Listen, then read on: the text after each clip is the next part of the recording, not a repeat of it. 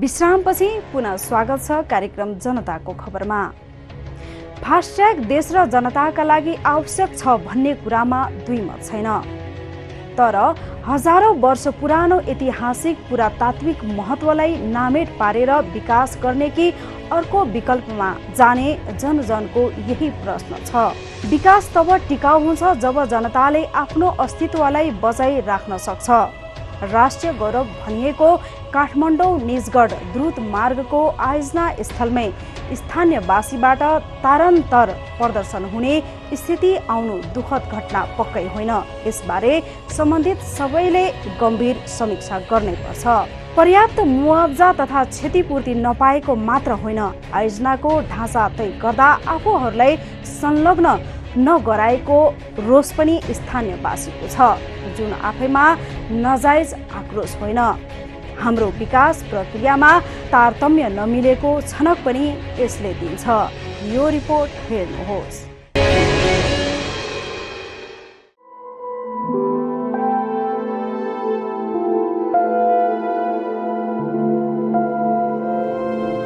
खोकनाको बस्ती भन्दा केही टाढा मात्रै कृषि कर्मका लागि हजारौं रोपनी खेती योग्य जमिन छ, जहाँ खोकनावासीहरूको हातमुख जोड्ने बाटो पनि हो। अझ खोकनाको पश्चिमतिर बागमती बगेको छ भने दक्षिणतर्फ पुरातात्विक हिसाबले दाबी गरिएको कुदेश आर्थिक, सामाजिक र सांस्कृतिक हिसाबले निकै महत्त्वपूर्ण मानिन्छ खोकनावासीका लागि। बागमती र बस्ती बीचको फराकिलो फाटमा खोकनावासी कृषि कर्म गर्दै आएका छन्।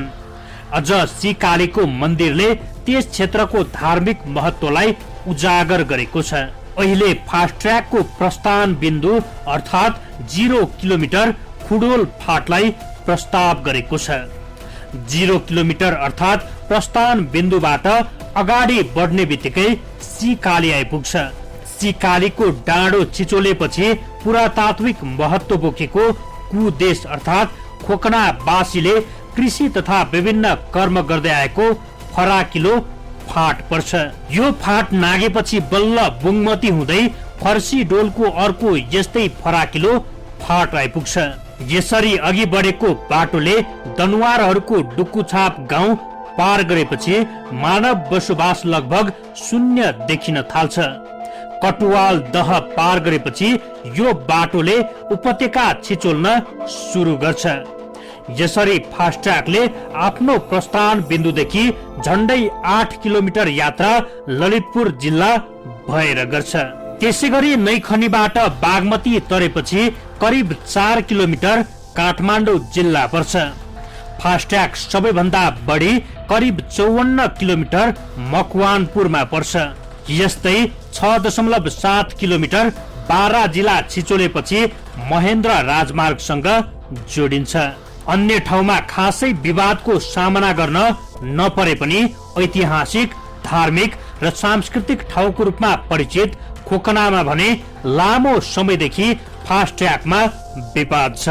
हजारौं वर्ष पुरानो खोकनाको बस्ती आफैमा संस्कृति परम्पराको दृष्टिले धनी छ। यसलाई नामेट पार्ने दिने पक्षमा छैन खोकनावासी। पैसाको लोभ छैन, इतिहास, धार्मिक महत्त्व र वर्षौं पुरानो संस्कृति कुनै पनि हालतमा साट्ने पक्षमा छैन।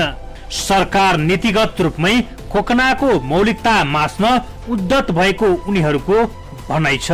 अन्तर्राष्ट्रिय मजदुर संगठन ILO को अभिसन्धि 169 ले सम्बन्धित जनताहरूले ओगटेको भूमिकाबाट निजहरूलाई हटाउने छैन भनेको छ। ठाउँसारी आवश्यक देखिएको अवस्थामा निजहरूको स्वतन्त्र र सुसूचित सहमति लिएर मात्र यस्तो ठाउँसारी गरिनेछ। ILO 169 को धारा 16 मा भनिएको छ।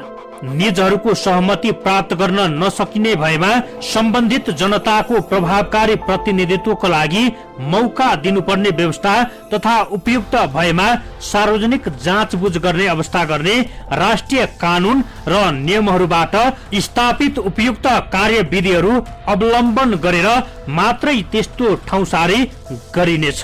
गुठी, मन्दिर, सांस्कृतिक सम्पदाहरू समुदायको सम्पत्ति हुन्छ, अर्थात् समुदायको सम्पत्ति प्रयोगको अधिकार सरकारले पनि खोज्न सक्दैन। सरकारले प्रहरी पठाएर झडप गर्नुको सट्टा वार्ताबाट निकास निकाल्नेतर्फ अगाडि बढ्नुपर्छ। सरकारले बल होइन, सहमतिको बाटो खोज्नुपर्छ। स्थानीयवासीलाई भड्काएर होइन, जनतालाई साथमा लिएर अगाडि बढे मात्रै दीर्घकालीन समस्याको समाधान हुन्छ। होइन भने जनता र सरकार बीचको तिक्तता बढ्दै जानेमा दुई मत छैन। मूर्त होस् या अमूर्त, हरेक सम्पदा हाम्रो साख हुन्। तिनलाई जोगाउने जिम्मा सरकार र त्यहाँका नागरिककै हो। राष्ट्रिय आवश्यकता सम्बोधन गर्ने गरी विकासका गतिविधि सञ्चालन गर्दा स्थान विशेषका ऐतिहासिक गौरवलाई सम्वर्धन गर्न भुल्न हुँदैन। मानवीय बस्ती र मौलिक परम्परालाई असर नपुर्याई नजिकका अरू स्थललाई सरकारले विकल्पका रूपमा हेर्नुपर्छ। जसरी हुन्छ सबै मिली त्यस्तो उपयुक्त विकल्प खोज्नुपर्छ जहाँ पूर्वाधार निर्माणको आधार भेटियोस्, मौलिक पहिचान नमेटियोस्।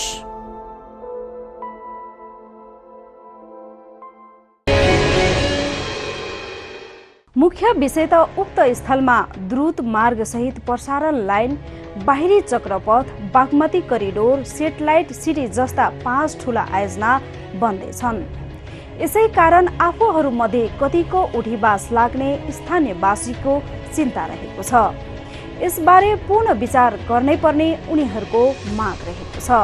यी आयोजना मुलुकका निम्ति महत्त्वपूर्ण छन्, तर यिनै कारण सांस्कृतिक धार्मिक सम्पदा र मौलिक पहिचानको विनाश हुनु हुँदैन। आयोजनाको विकल्प हुन्छ सम्पदा सांस्कृतिक तथा पहिचानको हुँदैन। विकास जनताका लागि हो, त्यसको केन्द्रबिन्दुमा जनता नै हुनुपर्छ। विकासको केन्द्रमा नागरिक कम, शासकीय अभिलाषा बढी देखिनु हुँदैन।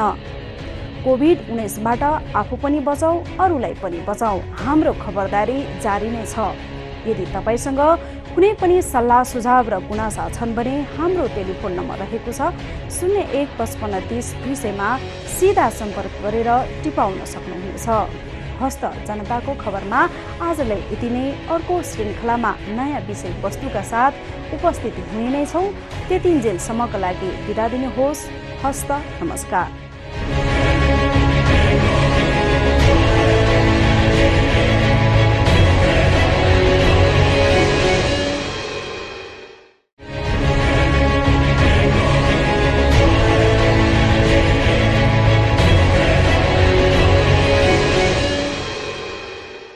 नमस्कार।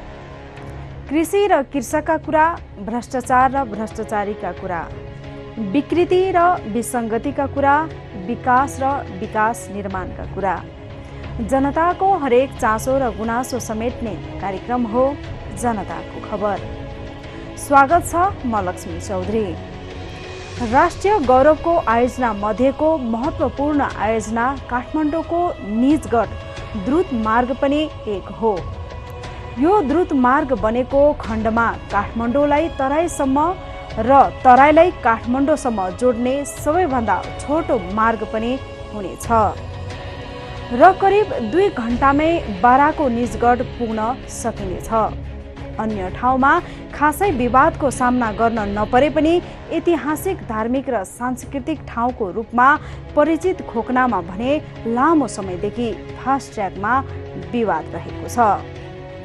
हजारौं वर्ष पुरानो खोकनाको बस्ती आफैमा संस्कृति परम्पराको दृष्टिले धनी छ। यसलाई नामेट पार्न दिने पक्षमा छैन खोकनावासी। पैसाको लोभ छैन, इतिहास, धार्मिक महत्त्व र वर्षौं पुरानो संस्कृति कुनै पनि हालतमा साट्ने पक्षमा छैन। यो रिपोर्ट हेर्नुहोस्।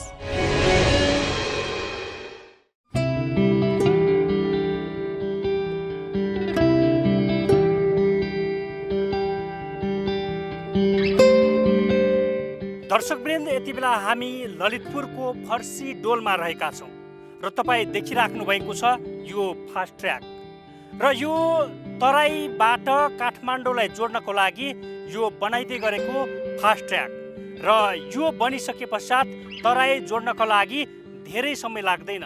करिबन सवारी साधनमा 1.5 देखि 2 घन्टामा तराईसम्म पुग्न सकिन्छ र अहिले यो फास्ट ट्र्याकको काम द्रुत गतिमा अगाडि बढिराखेको छ। यद्यपि ठाउँ ठाउँमा विभिन्न विवादका कारण अहिले यो फास्ट ट्र्याक अगाडि बढ्न सकेको छैन र यहाँ मुआब्जा विवाददेखि लिएर अन्य थुप्रै विवाद ठाउँ ठाउँमा देखिँदै आएको छ। विशेष गरेर खोकना यसै गरी बुङमतीका स्थानीयवासीहरू मुआब्जासँगै सरकारसँग गरेको 10 बुँदे सौदा अक्षरश पालना नभएसम्म फास्ट ट्र्याकलाई अगाडि बढाउन दिन्नु भनेर अडान र रटान लगाइराख्नु भएको छ। हामीलाई चाहिँ कल्चर जेनोसाइड, हाम्रो चाहिँ वंशनी नाश गर्ने गरिकन राज्यले चाहिँ यसरी प्रोजेक्ट आइसकेपछि हामी यसमा आन्दोलित हुनुपर्ने हाम्रो बाध्यता हो। हामी यदि अहिले हामीले चाहिँ यो कुरा आवाज उठाएर खोना भूमिलाई हामीले जोगाउन सकेनौँ भने हाम्रो भोलिको दिनमा जुन दिन हामी आवाज उठाउँछौँ त्यति बेला हाम्रो चाहिँ सबै गाउँहरू सकिसकेको हुन्छ, हाम्रो ठाउँहरू सकिसकेको हुन्छ, हाम्रो जग्गाहरू सकिसकेको हुन्छ र हामी मान्छे पनि बाँकी हुन्छ। त्यतिखेर न हामी आत्महत्या गर्ने या विद्रोहमा जाने र त्यतिखेरको विद्रोह निम्त्याउनु भन्दा अहिले हामी यो सङ्घर्ष गरेको राम्रो हो हिसाबले चाहिँ हामी अहिले सङ्घर्ष गर्छौँ। त्यो मागलाई सरकारले व्यवस्था होइन, बल प्रयोग होइन, ती मागलाई अक्षरश पालना गर्नै पर्छ र यो फास्ट ट्र्याकको कामलाई द्रुत गतिमा अगाडि बढाउनै पर्छ। तराईबाट काठमाडौँ आउँदा केन्द्रबिन्दु अर्थात् 0 किलोमिटर, यहाँभन्दा केही किलोमिटर मात्रै टाढा रहेको छ र अहिले प्रस्ताव गरेको खुडोल फाटलाई अहिले फास्ट ट्र्याकको 0 किलोमिटर भनेर प्रस्ताव गरिएको छ। यद्यपि त्यो निश्चित भने अझै पनि हुन सकेको छैन। बुङमतीदेखि लिएर खोकनासम्मको झन्डै 6.6 किलोमिटर यो जग्गामा विवाद रहेको छ र स्थानीयहरूले के भनिराखेका छन् भने कि सरकारसँग गरेको 10 बुँदे सम्झौता अक्षरश पालना गर्नुपर्छ र त्यस पश्चात मात्रै हामी मान्न तयार छौँ, हामी विकास विरोधी पक्कै होइनौँ भनेर भनिराख्नु भएको छ र उहाँहरूले जुन विगतमा राखेको मागहरू थियो त्यो मागहरू पनि अझै पुरा गर्न नसकेकै कारणले उहाँहरू अहिले आन्दोलनमा हुनुहुन्छ, उहाँहरू चरणबद्ध आन्दोलनमा हुनुहुन्छ र उहाँहरू असार 20 गते सामूहिक रोपाई गर्ने क्रममा जहाँ प्रस्थान बिन्दु भनिएको छ 0 किलोमिटर भनिएको छ खुडोल फाटमा, त्यहाँ सामूहिक रोपाई गर्ने क्रममा प्रहरी र स्थानीय बीच झडप समेत भएको थियो र पक्कै पनि यति बेला उहाँहरू झडप चाहेको होइन। उहाँहरूको भनाइ के रहेको छ भने सरकारसँग भएको विगतका सम्झौताहरू अक्षरश पालना गरियोस् र यसै गरी मुआब्जाको कुरा छ। अहिले मुआब्जा जसरी सरकारले एकलौटी रूपमा जसरी निर्धारण गरेको छ त्यो पक्कै पनि हामीलाई मान्य हुँदैन, किनभने अहिले जग्गाको भाउ निकै नै बढिसकेको अवस्था रहेको छ। सरकारले 30-40 लाख भनेको ठाउँमा 1 करोडसम्म पुगिसकेको अवस्था रहेको छ। हामी कसरी मान्न सक्छौँ भनेर उहाँहरू भनिराख्नु भएको छ र पक्कै पनि हामी कृषि कर्ममा अहिले पनि हामी आश्रित रहेका छौँ र हामी कृषि कर्म गरिरहँदाखेरि हाम्रो जग्गा जमिन नै सबै यो फास्ट ट्र्याकमा परेपछि हामी हातमुख कसरी जोड्ने भनेर ती सर्वसाधारण स्थानीयवासीको गुनासो रहेको छ। त्यो गिजिहालेछ नि, त्यो गिजिहाल्यो भन्दा मुनि अहिले 6 आना परेछ। अहिलेको त लिएको छैन। अहिले त्यो थपेको मात्र कसले पनि लिएको छैन। मुआब्जा लिनु भएको छैन, चित्त नबुझेर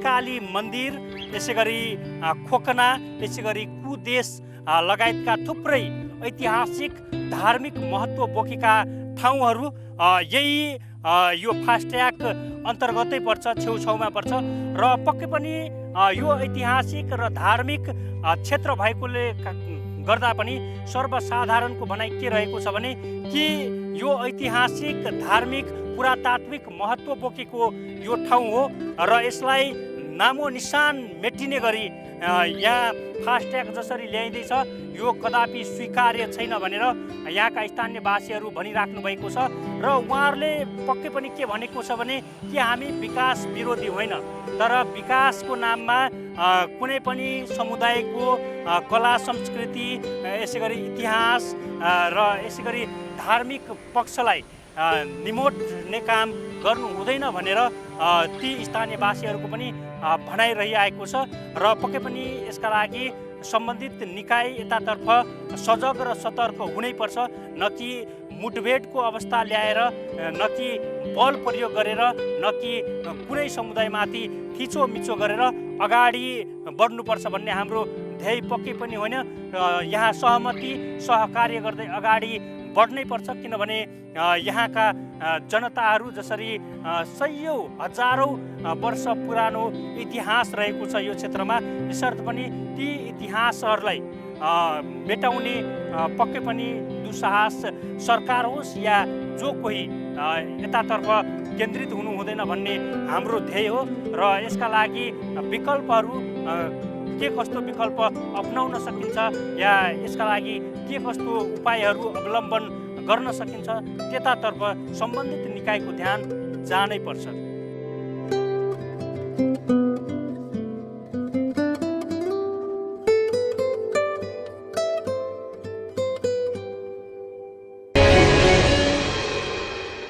सुरुदेखि नै खोकना बुङमती क्षेत्रको करिब 6.4 किलोमिटरमा जग्गा अधिग्रहण हुन सकेको छैन। द्रुत मार्गको 76.2 किलोमिटर सडक मध्ये 69.6 किलोमिटरमा जग्गा अधिग्रहण भइसकेको छ, तर खोकना बुङमती क्षेत्रको करिब 6.4 किलोमिटरमा जग्गा अधिग्रहण हुन अझै बाँकी छ। खोकना र बुङमती स्थानीयवासीहरू आफूहरू विकास विरोधी नभएको तर विकासका लागि हजारौं वर्ष पुराना ऐतिहासिक पुरातात्विक महत्त्वसँग कुनै पनि हालतमा सौदाबाजी गर्ने पक्षमा छैन। पुर्खाले सुम्पिएर गएका नासोहरू भोलिका सन्ततिका लागि पनि सुरक्षित राख्नुपर्छ, नत्र विकास होइन विनाशका संवाहक ठहरिनेमा दुई मत छैन। प्रसङ्ग बाँकी नै छ, एकैछिनको विश्राम।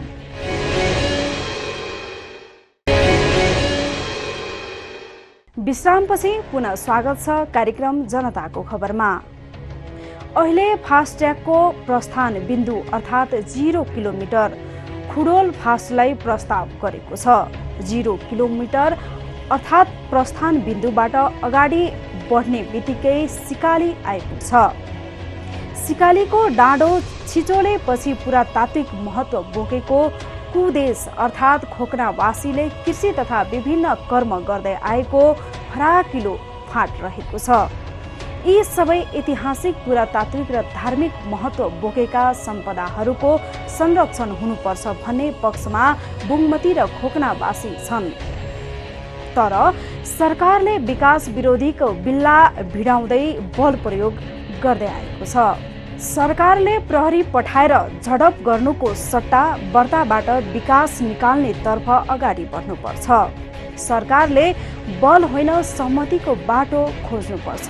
स्थानीयवासीलाई भड्काएर होइन साथमा लिएर अगाडि बढ्ने मात्रै दीर्घकालीन समस्याको समाधान हुन्छ, होइन भने जनता र सरकार बीचको तिक्तता बढ्दै जानेमा कुनै दुई मत छैन। यो रिपोर्ट हेर्नुहोस्।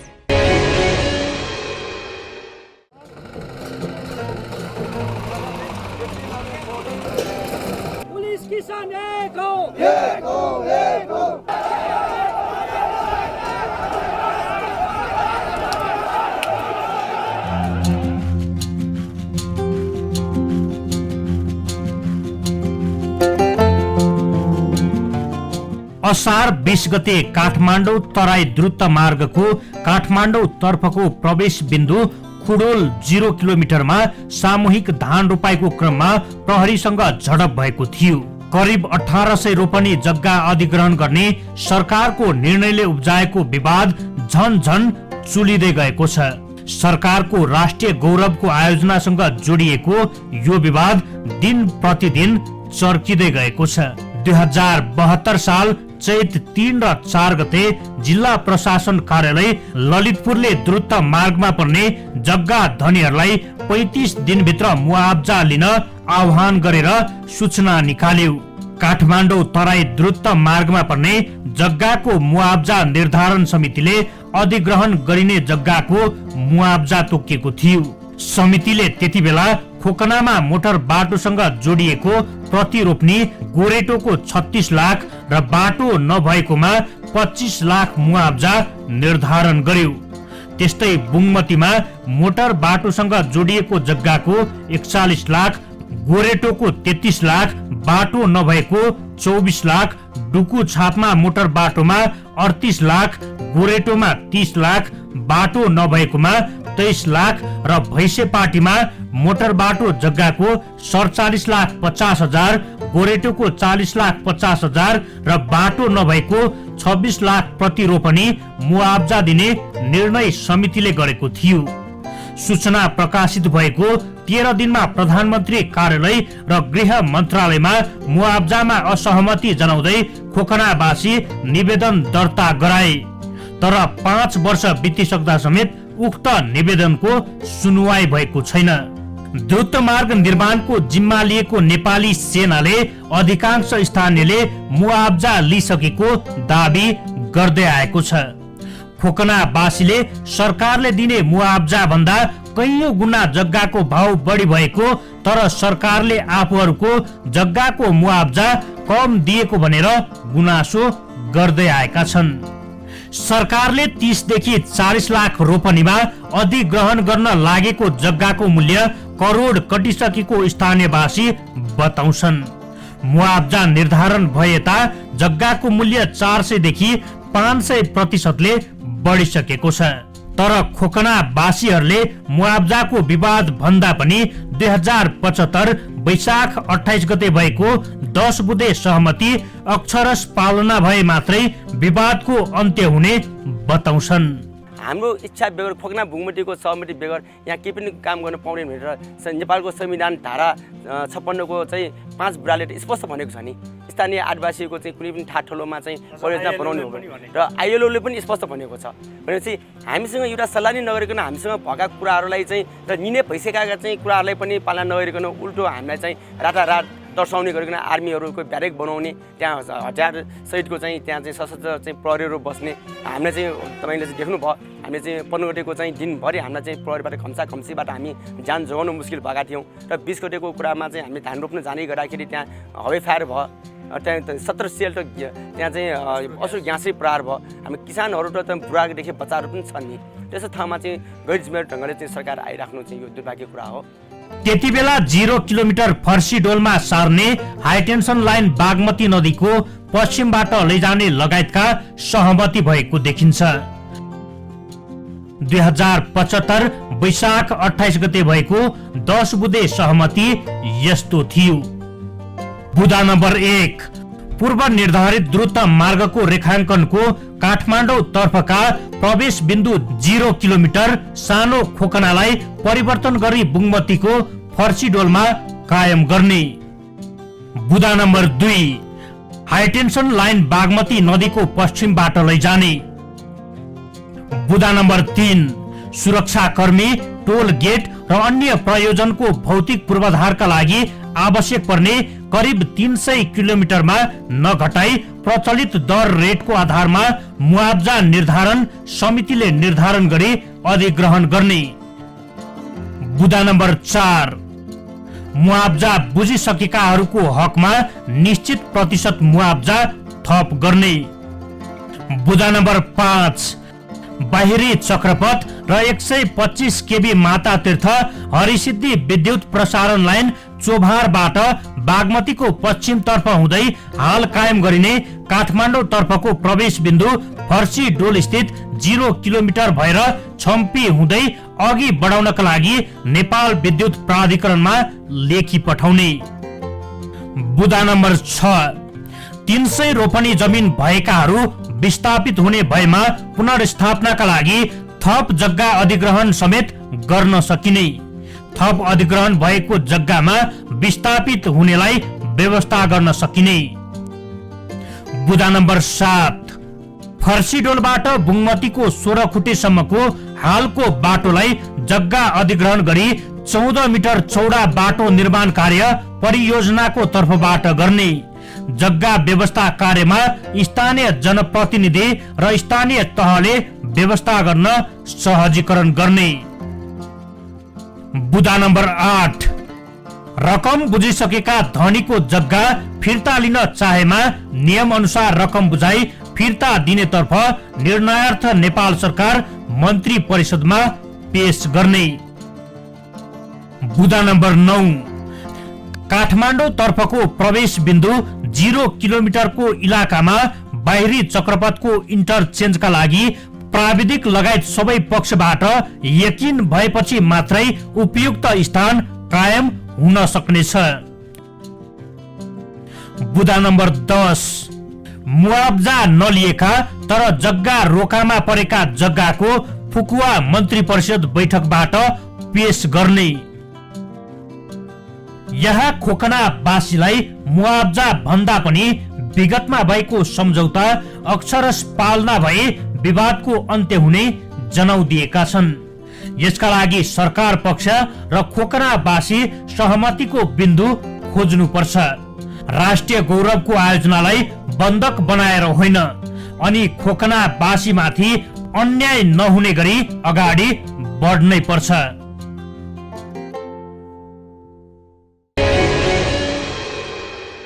हुन त विकासको काममा विनाश निश्चित नै हुन्छ, तर विनाश नगरिकनै विकास गर्ने अर्को विकल्प छ भने त्यतातिर अगाडि किन नबढ्ने। तर विडम्बना अधिकांश परियोजनामा जनताका जायज सरकारवालालाई समेत जानी जानी व्यवस्था गर्न खोजिन्छ। राष्ट्रको बृहत्तर हित गर्ने पूर्वाधार निर्माण र विस्तार नै किन नहोस्, सरकारवाला नागरिकबाट आवश्यक सहमति खोज्न जरुरी ठानिँदैन। परिणाम देशलाई नभई नहुने आयोजना पनि विवादमा तानिन्छन् र तिनको निर्माण र विस्तारमा विलम्ब हुन्छ। ललितपुरको खोकना बुङमती क्षेत्रमा पछिल्लो दिनमा देखिएको तनाव हाम्रो विकास निर्माण प्रक्रियामा भइरहेको यस्तै कमजोरीको ज्वलन्त उदाहरण हो। प्रसङ्ग बाँकी नै छ, एकैछिनको विश्राम।